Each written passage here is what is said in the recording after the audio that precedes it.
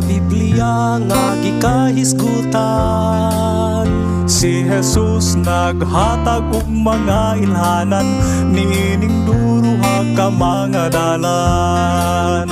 Halapat o kapsayng pagalaktan, ang dalan paingon sa kalaglagan, ug ang dalan paingon sa kinabuhing dayon, mao'y dalan balisod subayon.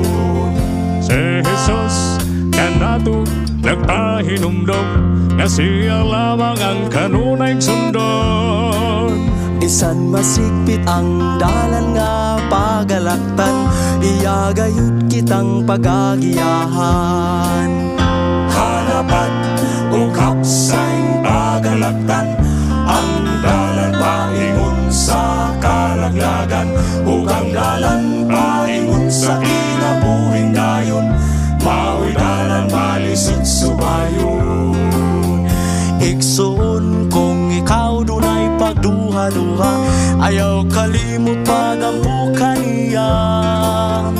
Ni Jesus dili kita niya pasagdan, ugma ang kunato ang kadaugan. Halapat o kapsayng pagalaktan, ang dalan paingon sa kalaglagan, ug ang dalan paingon sa kinabuhing dayon, mao'y dalan balisod subayon. Halapat o kapsayng pagalaktan, ang dalan paingon sa kalaglagan, ug ang dalan paingon sa kinabuhing dayon, mao'y dalan balisod subayon.